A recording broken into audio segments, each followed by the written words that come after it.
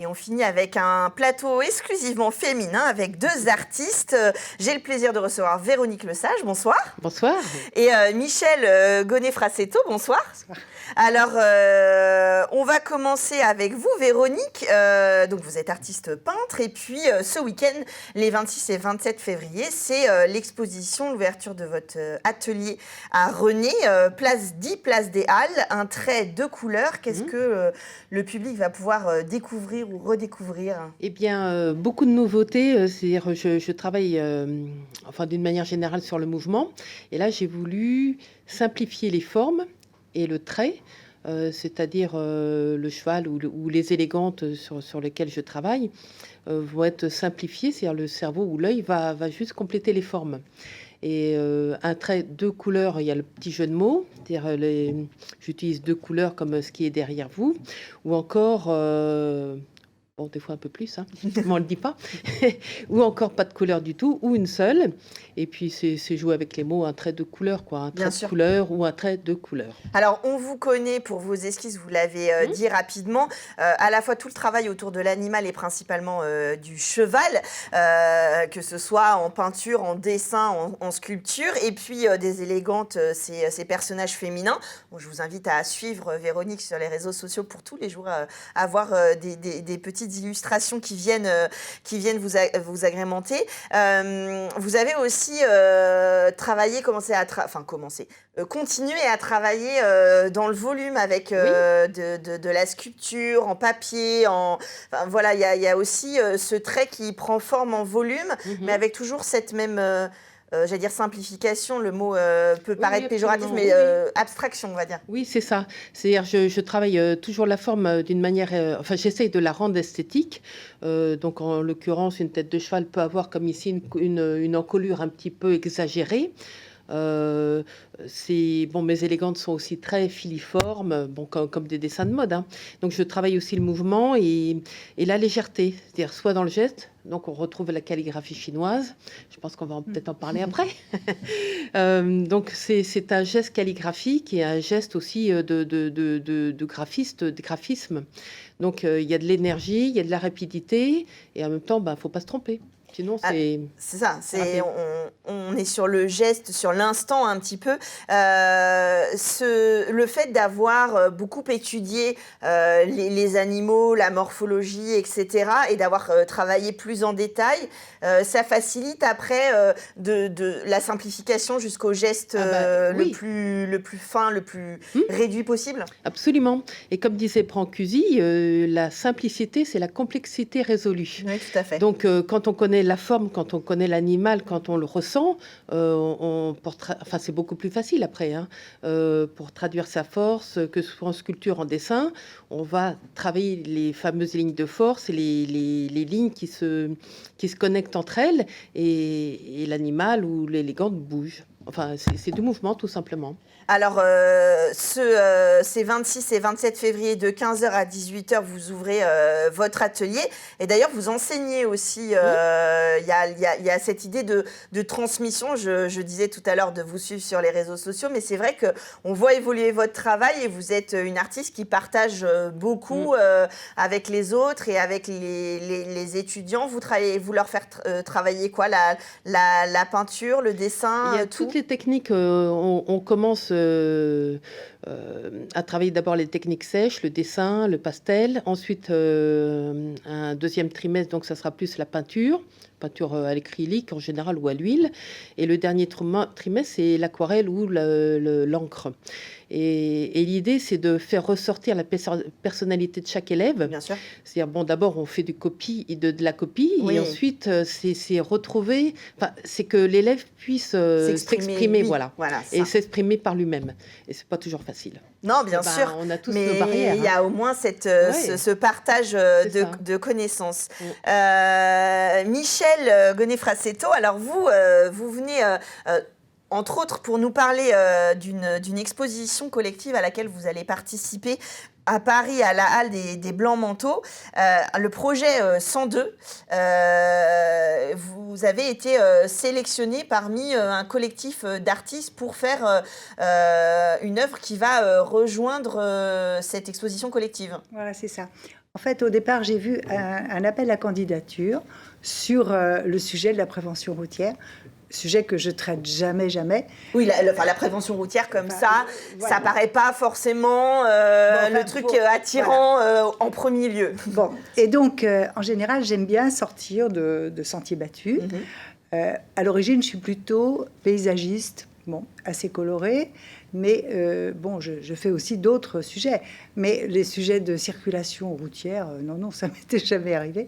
Et là, j'ai trouvé que c'était déjà que c'était très noble de pouvoir justement montrer le danger de la route avec des gens complètement inconscients qui partent comme ça, et de montrer des images, des œuvres qui peuvent arriver à faire réfléchir. Donc j'ai trouvé qu'il y avait deux sujets vraiment qui m'ont attirée pour le faire. Déjà, c'est la noblesse de la démarche. Bien sûr. Puis ensuite, et le rôle de l'art. Oui. Le rôle de la culture, de pouvoir faire penser à des situations.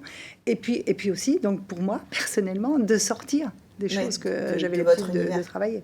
Alors, 102, c'est malheureusement le chiffre d'enfants décédés sur les routes de 0 à 17 ans en 2019. Ça fait à peu près 2 enfants par semaine. C'est terrible à dire, mais ça fait matière à réfléchir et à créer, parce que créer, c'est pas forcément que du joli, que de l'esthétique, c'est aussi faire réfléchir, et c'est important, c'est intéressant ce rôle de l'art, parce qu'on est parfois dans le j'aime pas, le joli, c'est bien dessiné ou pas. C'est au-delà de ça. Là, évidemment, on est sur comment la culture peut aujourd'hui nous faire réfléchir. Et c'est le rôle de l'artiste, en définitive, parce qu'on ne s'aperçoit pas, mais que ce soit des peintres, des compositeurs, des sculpteurs, enfin toutes les matières, toutes les disciplines artistiques, tous les artistes ont un pouvoir extraordinaire. On en est plus ou moins conscient, mais le pouvoir de communiquer des émotions, des réflexions, des apaisements, des espoirs, un tas de choses. Et c'est le rôle qui véhicule, ce rôle d'artiste, c'est énorme. Et au-delà des conventions et de l'obligation, justement, puisqu'on est dans un domaine qui appartient aux sensibles et qui n'est pas et au subjectif quelque part, même s'il y a une histoire, etc. Alors cette exposition à Paris, on en a pas d'image, il faut aller la voir. Après, elle va circuler dans toute la France. Elle dure jusqu'au 1er mars à la Halle des Blancs Manteaux. Qu'est-ce que vous avez proposé pour ceux qui...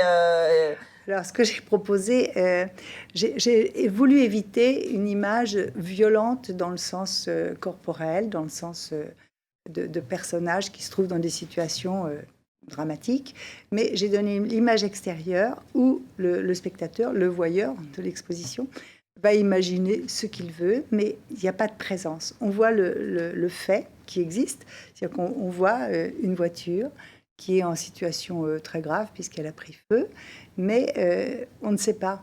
C'est le mystère. Et c'est ça, j'espère, qui donnera matière à réfléchir et à interpréter ce qui n'est pas dit dans la toile. Alors, cet appel à projet, il a vraiment, il y a 102 artistes qui ont participé. Nous sommes 102 qui ont répondu à l'appel à candidature, qui était au mois d'avril ou au mois de mai, je ne sais plus. Voilà. Alors, l'idée, c'est que cette exposition soit itinérante. On espère bien sûr la voir en province, dans d'autres lieux.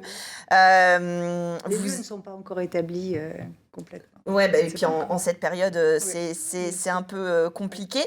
Vous le disiez tout à l'heure un petit peu en introduction, on parlait des sujets de prédilection de Véronique. Vous êtes plutôt dans le paysage, la Sarthe, c'est votre point de chute ou votre point d'inspiration aussi ? Les deux, si on veut, mais j'ai tellement d'imagination qu'en définitive, je peux démarrer sur un sujet. À moins que j'ai une commande, bien sûr, à moins qu'il y ait un sujet très, très précis à respecter, ça c'est autre chose. Mais autrement, si j'ai ma carte blanche, je pars d'un sujet, mais je n'avais pas forcément arrivé à ce que j'ai commencé dans mon idée, dans mon projet. Et comme j'ai beaucoup de liberté et d'imagination, c'est une aventure. Quand je commence une toile, je ne peux pas vraiment savoir comment elle va se terminer, comment elle va évoluer. Bon, mais je me laisse toute liberté. Est-ce qu'on pourra découvrir en Sarthe bientôt votre travail? Alors, en Sarthe, oui, bientôt, au mois de mars, puisque je vais exposer à l'Artothèque de Malicorne. Donc, ça sera en Sarthe. Ensuite, en Sarthe aussi, puisque je fais partie du nouveau centre d'art contemporain qui s'appelle The Artistic Red Dot. Red Dot, oui, tout à fait. Donc, je fais partie des artistes de cette écurie, si on peut dire, à double sens, puisque ce sont des bâtiments tout à fait, qui étaient des écuries. On en a parlé sur ont, Culturel, voilà, il est venu qui ont nous été en parler. transformés en superbes galeries, mais à l'origine, c'était... Et il y a une très belle écurie d'artistes prêts à prendre le départ pour aller chez les collectionneurs. C'est un grand honneur de se trouver dans cette superbe galerie. Ouais. On fait on salue d'ailleurs Rick Dos Santos qui doit venir nous présenter le cru de la prochaine édition. Il était venu nous présenter ce projet. Véronique, quels sont les prochains? Alors pour ceux qui auraient déjà, par les premiers plateaux de Culturel, rempli leur agenda pour ce week-end, quelles sont les prochaines expositions, les prochains projets préparés? Alors, la prochaine fois, donc, j'expose à l'Arche de la Nature, le 20 mars, pour la fête du cochon là, comment on appelle ça? La basse-cour, voilà. Sinon, le week-end d'après, du 26 au 28 mars, je serai à Orléans, invitée par Innerwheel Orléans pour... c'est aussi une exposition caritative, hein. Et puis ensuite... Bonne question, je ne sais pas. On vous comme suit ça, je ne sais plus. sur les réseaux et puis évidemment si vous êtes passionné de peinture ou de chevaux ou de mode puisque ce sont d'autres points d'entrée et puis découvrir votre travail alors avec la galerie, enfin le collectif autour de Monsieur Dos Santos sur le Red Dot, mais sinon à Malicorne à l'Artothèque et puis bien sûr sur votre site internet pour découvrir. Et puis ceux-là qui ont la chance de faire un petit tour à Paris, d'aller voir cette exposition 102. On en parle, vous voyez, l'art, ça sert aussi à parler de sujets peut-être un peu plus difficiles, mais à s'exprimer et à faire prendre conscience. 102, c'est le nombre d'enfants qui sont décédés en 2019 sur les routes. Des sujets... quand même à découvrir, ça veut pas dire que l'on va pleurer devant l'étoile. Sortez, allez découvrir des tableaux, profitez-en. L'art, ça se partage, ça se discute, ça fait réfléchir. On vous en a donné tout un panel pour ce week-end. Je compte sur vous. Moi, je vous retrouve la semaine prochaine. Merci Véronique et Michel d'être venus sur le plateau pour nous parler de votre actualité. Et puis, je vous dis à jeudi prochain.